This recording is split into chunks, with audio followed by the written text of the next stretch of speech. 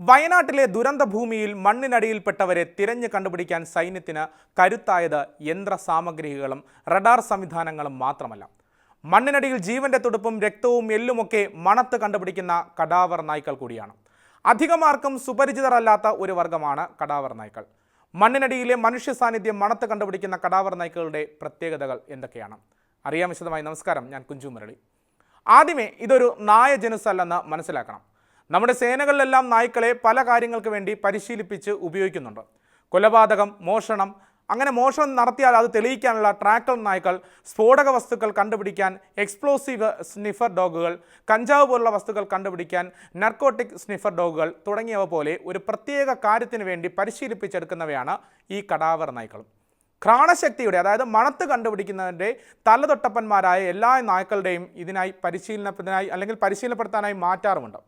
പ്രധാനമായും ഒരു ശവശരീരത്തിൻ്റെ ഭാഗങ്ങൾ, സംയുക്ത കോശങ്ങൾ, രക്തം, എല്ല് തുടങ്ങിയവ മണത്ത് കണ്ടെത്തി കുറ്റകൃത്യങ്ങൾ കണ്ടെത്താൻ സഹായിക്കുന്നതാണ് ഇതിൻ്റെ പ്രത്യേകത. ഒരു ശരീരം ജീർണിക്കുമ്പോൾ രാസ സംയുക്തങ്ങൾ ഉണ്ടാകുന്നുവെന്നാണ് പഠനങ്ങൾ അല്ലെങ്കിൽ ശാസ്ത്രം പറയുന്നത്. വിദേശ രാജ്യങ്ങളിലെ പല കുറ്റകൃത്യങ്ങളും ഈ കുറ്റകൃത്യം നടത്തി അല്ലെങ്കിൽ കൊലപാതകം നടത്തിയതിനു ശേഷം പല ഭാഗങ്ങളായി മുറിച്ച് ഒളിപ്പിക്കുക എന്നതാണ്, അല്ലെങ്കിൽ കുഴിച്ചിടുക എന്നാണ്. അതുമല്ലെങ്കിൽ കത്തിച്ച് ചാരമാക്കുകയോ വെള്ളത്തിനടിയിൽ ഒളിപ്പിക്കുകയോ അങ്ങനെയൊക്കെയാണ്. ഇങ്ങനെ മൂടിവെക്കാൻ ധാരാളം ശ്രമമുണ്ടായപ്പോഴാണ് കടാവർ നായ്ക്കളുടെ സാധ്യതയെക്കുറിച്ച് ചിന്തിച്ചു തുടങ്ങുന്നത്. അങ്ങനെ ആദ്യമായി 1974 അമേരിക്കയിലെ ന്യൂയോർക്ക് സ്റ്റേറ്റിൽ പേൾ എന്ന പേരുള്ള ഒരു ലാബ് ഡോഗ് കടാവറായി ട്രെയിൻ ചെയ്ത് പുറത്തിറങ്ങിയാണ്. 4 അടി താഴ്ചയിൽ കുഴിച്ചിട്ട നിലയിലുണ്ടായിരുന്ന ന്യൂയോർക്ക് സ്റ്റേറ്റിലെ സൈറാക്കസ് കോളേജിലെ വിദ്യാർത്ഥിയുടെ അല്ലെങ്കിൽ ആ ശവശരീരം കണ്ടെടുത്തുകൊണ്ട് പേൾ കടാവർ നായ്ക്കളുടെ സാന്നിധ്യം കുറ്റാന്വേഷണ രംഗത്ത് ഒഴിച്ചുകൂടാൻ വയ്യാത്തതാണെന്ന് തെളിയിക്കുകയായിരുന്നു. എന്നാൽ അതിന് 100-ലധികം വർഷങ്ങൾക്ക് മുമ്പും കടാവർ നായ്ക്കളെ കുറ്റാന്വേഷണ രംഗത്ത് ഉപയോഗിക്കാൻ വഴിതെളിക്കുന്ന ഒരു കേസ് ജർമ്മൻ കുറ്റാന്വേഷണ രംഗത്ത് നടക്കുകയുണ്ടായി. 1809 ജർമ്മൻ കുറ്റാന്വേഷണ രംഗത്ത് ഒരു പ്രമാദമായ കേസ് ഒരു കോടതി ക്ലർക്ക് തൻ്റെ നായയെ ഉപയോഗിച്ച് കടാവർ കുറ്റാന്വേഷണം നടത്തി തെളിയിക്കുകയാണ്. ജർമ്മനിയിൽ തുടർച്ചയായി കൊലപാതകങ്ങൾ നടത്തിക്കൊണ്ടിരുന്ന ബവാറിയൻ റിപ്പർ എന്നറിയപ്പെടുന്ന ആൻഡ്രിയാസിസ് ബിച്ചർ എന്ന സൈക്കോ കുറ്റവാളിയെ പിടികൂടിയ കേസ്.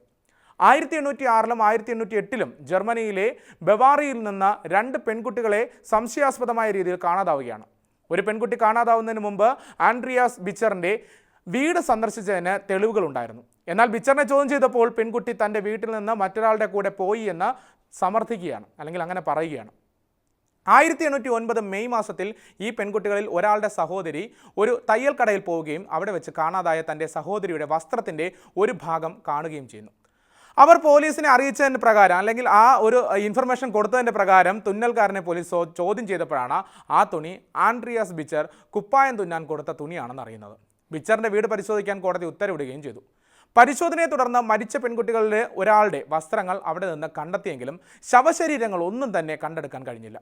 2 ദിവസങ്ങൾക്ക് ശേഷം കോടതിയിലെ ക്ലാർക്ക് തൻ്റെ നായയുമായി ബിച്ചറുടെ വീട് സന്ദർശിക്കുകയും തൻ്റെ നായയോട് വെറുതെ സ്മെൽ ചെയ്യാൻ പറയുകയും ചെയ്യുന്നു. ആധുനിക ട്രാക്കിംഗ് കടാവർ സാങ്കേതികതയൊന്നും അന്നറിയില്ലാത്ത ആ നായ ക്ലാർക്ക് പഠിപ്പിച്ച രീതിയിൽ ജോലി ആരംഭിക്കുകയാണ്. നായ തൻ്റെ യജമാനെ വീടിന് പുറകിലേക്കുള്ള തടി ഷെഡിലേക്ക് നയിക്കുകയും അവിടെ ചെന്ന് നായ് തറ കുഴിക്കുകയും കുരയ്ക്കുകയും ചെയ്യുന്നു. ഇതിനെ തുടർന്ന് അവിടെ കുഴിച്ചു നോക്കിയപ്പോൾ കൊല ചെയ്യപ്പെട്ട എല്ലാ പെൺകുട്ടികളുടെയും ശരീരാവശിഷ്ടങ്ങൾ അവിടെ നിന്ന് കണ്ടെത്തുകയാണ്. ബിച്ചർ കേസാണ് നായ്ക്കളെ കടാവർ ജോലിക്ക് ഉപയോഗിക്കാൻ പ്രചോദനം കൊടുത്തതെന്നുകൊണ്ട്, അല്ലെങ്കിൽ അത്തരത്തിൽ പറഞ്ഞുകൊണ്ട് റെക്കോർഡ് ചെയ്യപ്പെട്ട ആദ്യ കേസ്. ഒരു ശവശരീരം ജീർണിക്കുമ്പോൾ അനേകം രാസസംയുക്തങ്ങൾ ഉണ്ടാകുന്നുണ്ട്. അതിൽ പ്യൂട്രിസിൻ്റെയും കടാവറിൻ്റെയും മണങ്ങൾ വർഷങ്ങളോളം ശവശരീരം മറവ് ചെയ്ത സ്ഥലങ്ങളിൽ തങ്ങി നിൽക്കുകയും ചെയ്യും. അത് മണത്ത് കണ്ടെത്തുകയാണ് കടാവർ നായ്ക്കളുടെ ചുമതല. മനുഷ്യ അവശിഷ്ടം ഉണ്ടെന്ന് മനസ്സിലാക്കി കഴിഞ്ഞാൽ ട്രാക്കർ നായ്ക്കൾ ചെയ്യുന്നത് പോലെ കുരച്ച് സൂചന തരികയോ അല്ലെങ്കിൽ ആ സ്ഥലത്ത് ഇരുന്ന് അല്ലെങ്കിൽ കിടന്നോ സൂചന തരികയോ ഒക്കെ ചെയ്യും. അപ്പോൾ ഒരാളെ കൊന്നിട്ട് കത്തിച്ച് ചാരമാക്കിയാൽ ഒരു കുഞ്ഞും അറിയില്ലെന്ന ധാരണയും ഈ നായ്ക്കൾ തിരുത്തും. കടാവർ നായ്ക്കൾ ചാരങ്ങളിൽ നിന്നും തെളിവുകൾ നൽകുമെന്നാണ് പറയുന്നത്. 2022 ഇടുക്കി ജില്ലയിലെ കുടയത്തൂരിൽ ഉരുൾപൊട്ടലുണ്ടായപ്പോൾ ഇടുക്കി ജില്ല K9 സ്ക്വാഡിൻ്റെ കടാവർ നായയായ ഏഞ്ചലായിരുന്നു മണ്ണിനടിയിൽപ്പെട്ടവരെ കണ്ടെത്താൻ സഹായിച്ചത്. ഇപ്പോൾ വയനാട്ടിലെ മുണ്ടക്കൈയിലും കേരള പോലീസ് K9 സ്ക്വാഡിലെ കടാവർ നായ്ക്കൾ കർമ്മനിരതരായിട്ടുണ്ട്. മുൻപ് പെട്ടിമുടിയിൽ മരണമടഞ്ഞവരെ കണ്ടെത്താൻ സഹായിച്ച മായയും മർഫിയുമാണ് ഇപ്പോൾ വയനാട്ടിലെ ദുരന്തഭൂമിയിലുമുള്ളത്.